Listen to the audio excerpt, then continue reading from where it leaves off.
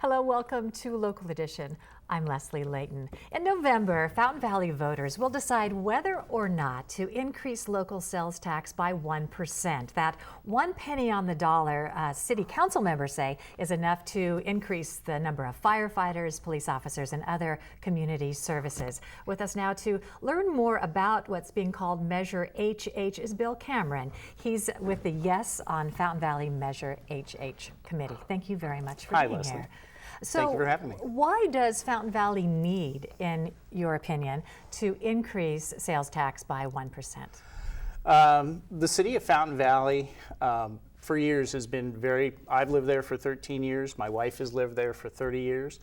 And historically, they've been very conservative. They've been very frugal. They survived the Orange County bankruptcy. They survived the downturn in the economy in 2007, 2008. The economy for Fountain Valley has not revived as much as we would like it to, but Fountain Valley is a bedroom community. We don't have a lot of retail sales base. We don't have the shopping malls. We don't have the auto malls that generate revenue for some of our surrounding cities here in Orange County. And so they always have been fiscally very frugal and very watchful, but they have been balancing their budget for 7 out of the last 9 years by pulling from reserves. Well, they've reached a tipping point. They're at a point where if we don't, we the citizens of Fountain Valley, and this is on us, do something to increase revenue, Fountain Valley, in a period of about 3 to 4 years, will be broke. They will be out of money. The deficit will be about $4.4 million. Reserves will be gone by then. And the only other thing that we can do, or can be done, is cut services. What else has changed if the city has managed to get along, despite the occurrences that you've talked about? What else has changed that has created what you call a tipping point? Well, the city has all of the factors we talked about. Well, the other thing is that the redevelopment agency was disbanded in California, and billions of dollars were taken out of city coffers up and down the state. The city of Fountain Valley had about $116 million taken out of their budgets that would have been available to them had it not been disbanded, and they actually had to write a one-time check for $35 million to the state of California, and so from that point on, we've continued to pull from reserves to balance the budget. But they've also done a lot of things they've reduced the city staff from 257 to 221 people, about a 14% reduction in staff. City employees now have to pay a portion of their health care, so they've cut the subsidies for health care for all city employees. And even before it was mandated by the state of California to go to a 2-tier system back in, I think it was about 2012, a 2-tier retirement system, the city of Fountain Valley was leaning forward, and they initiated a 3-tier retirement system where employees have to pay more, and in the 3rd tier, more still into their own retirement. Critics of the measure say that this has a lot to do with the unfunded pension liability. You say that you are doing something with this moving forward, but that debt still remains. The debt still remains, and that's the point of this measure and why it is 20 years. The finance manager of Fountain Valley, David Kane, has projected that if we continue on the path that we are on, we'll be out of money in fiscal year 2019-2020.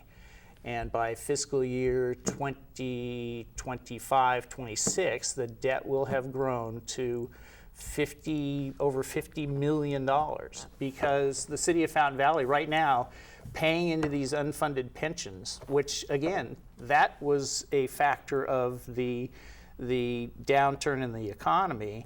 And the PERS retirement system, which many city employees are part of, actually took an $80 billion, that's 80 billion with a B, dollar hit.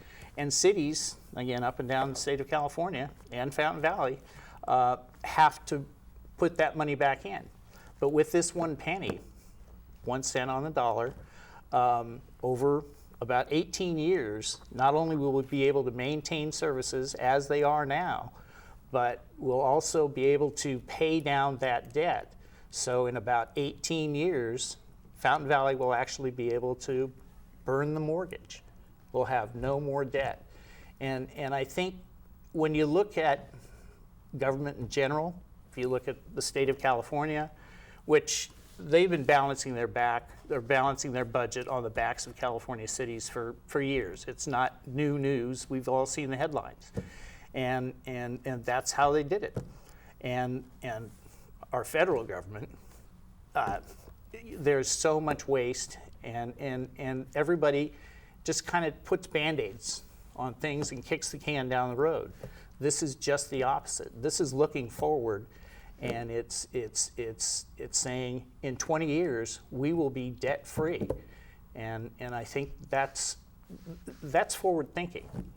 Other cities, Stanton passed a similar measure last year. Now they're looking to repeal that. So what does that say to you as you launch this effort to make a change in your city? I don't know Stanton's circumstances. I know that they had, I believe they had put a measure on their ballot which was defeated at one point, and they actually had to start closing parks.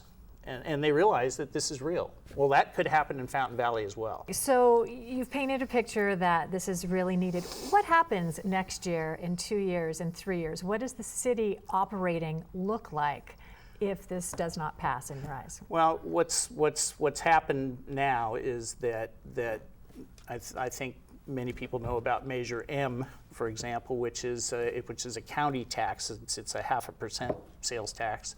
And what that does is help fund repaving and maintaining of arterial streets throughout Orange County.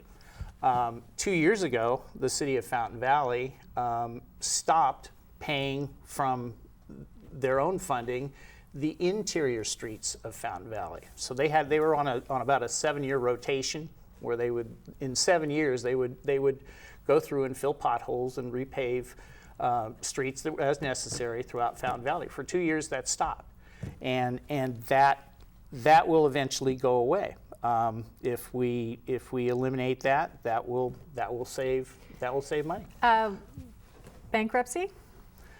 Bankruptcy is when the city is spent down to, or it realizes that $4.4 million, their general fund will be empty.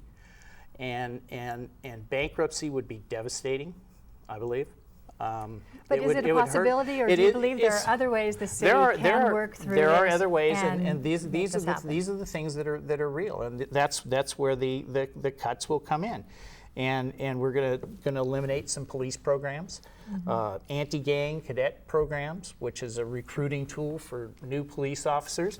And eliminate the street maintenance, senior programs, may become pay-as-you-go, $1.2 million in savings, and then ultimately closing Fire Station number 2. Okay, so these are the cuts. If it doesn't pass, maybe it'll be revisited in another year. Thank you so much, Bill Cameron, for being here to share with us today.